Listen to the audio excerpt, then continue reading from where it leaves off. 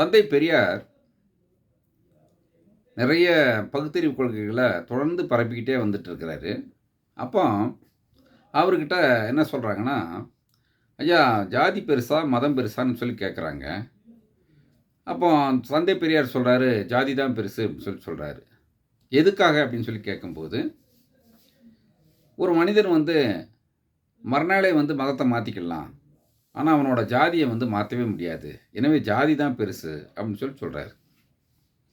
சரி, நீங்கள் ஏன் கடவுள் மறுப்பு கொள்கையை ஏற்றுக்கிட்டீங்க அப்படின்னு சொல்லி சொல்லும்போது,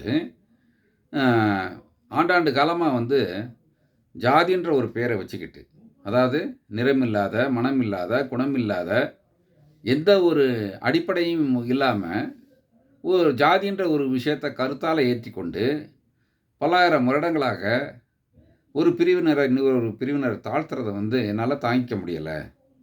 ஏன் இந்த மாதிரி ஜாதி உருவாச்சு, எப்படி எங்கேருந்து வந்ததுன்னு பார்த்தா அது மதத்தில் வந்ததுன்னு சொல்லி சொல்கிறாங்க. அந்த மதத்தை யார் படைச்சது அப்படின்னு பார்த்தீங்கன்னா, மதத்தை கடவுள் படைச்சதா சொல்கிறாங்க. அதனால் நான் என்ன பண்ணுறேன், நான் அந்த ஜாதியை எதிர்க்கிறதுக்கு பதிலாக, இந்த மதத்தை எதிர்க்கிறதுக்கு பதிலாக நேரடியாக கடவுளே எதிர்க்கலாம். ஏன்னா அதுதான் மூல காரணம்னு சொல்லி கடவுளை எதிர்க்க ஆரம்பித்தேன் அப்படின்னு சொல்லி சொல்கிறாரு. சரி, இப்போ அந்த மதமும் ஜாதியும் ஒழிஞ்சிருச்சா? பெரியார் எந்த ஜாதியை ஒழிச்சார்? பெரியார் எந்த கடவுளை ஒழிச்சார் அப்படின்னு சொல்லி நம்ம கேட்கலாம். எல்லா மாநிலங்களில் இல்லாத ஒரு சிறப்பு என்னன்னு கேட்டிங்கன்னா, தமிழ்நாட்டில் மட்டும்தான் பேருக்கு பின்னாடி ஜாதியே போடாமல் இந்த தமிழர்கள் கடந்து சென்று கொண்டிருக்கிறார்கள். இன்னும் சொல்லப்போனால் மேல் ஜாதி என்று சொல்லப்படும் யாவருமே பார்த்திங்கன்னா தன்னோட பேருக்கு பின்னாடி ஜாதியை போடுறதில்லை. அதுக்கு காரணம் முழுக்க முழுக்க தந்தை பெரியார் தான். சரி, அவர் பேருக்கு பின்னாடி ஜாதியை எடுத்துட்டா ஏன் ஜாதி ஒழிஞ்சிருச்சா அப்படின்னு கேட்கலாம். ஒழியலை தான். இப்போ எல்லாருக்கும் என்னென்னு கேட்டிங்கன்னா, அந்த ஜாதி ஒவ்வொருத்தரோட மனசுலையும் அப்பிக்கிட்டு இருக்குது. அப்போ இப்போ அப்போ பெரியார் எந்த ஜாதியை ஒழிச்சார் அப்படின்னு கேட்டால், பெரியார் மட்டும்தான் ஜாதியை ஒழிக்கணுமா?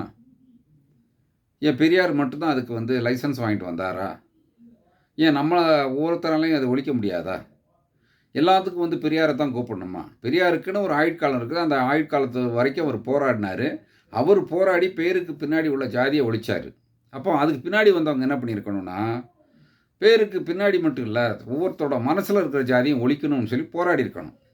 ஆனால் ஏன் இவ்வளவு பின்னடைவாக இருக்குது? இன்றைக்கி ஜாதியும் மதமும் மேலோங்கி இருக்குது. கல்லூரிகளில், பள்ளிகளில் மாணவர்களே ஜாதி கயிறை கட்டிட்டு வர்றாங்க. நிறைய இடங்களில் ஆணவ கொலை நடக்குது. இன்னும் சொல்லப்போனால் மலத்தை தண்ணியில் கலக்கிறாங்க.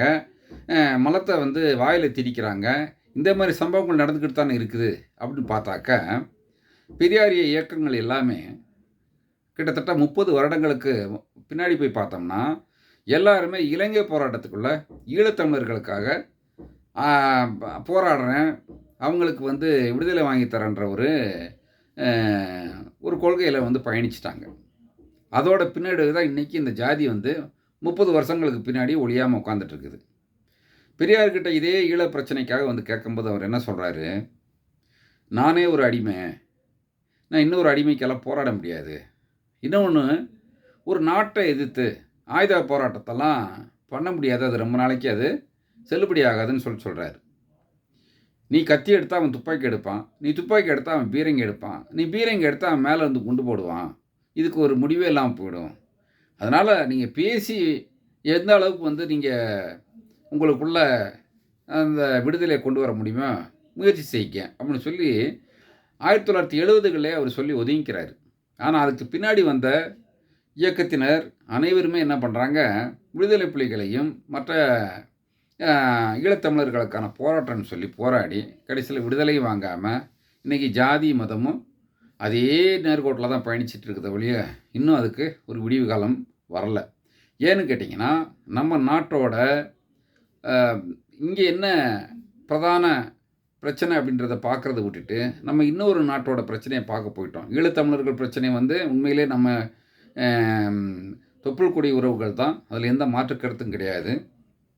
ஆனால் நம்மளால் எவ்வளோ தூரத்துக்கு இன்னொரு நாட்டில் போய் போராட முடியும் அப்படிங்கிறத இந்த தலைவர்கள் யாரும் சிந்திக்கலை.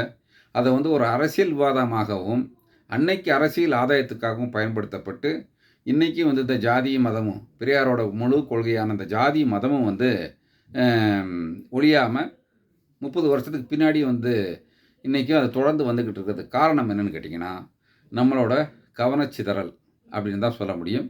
நன்றி, வணக்கம்.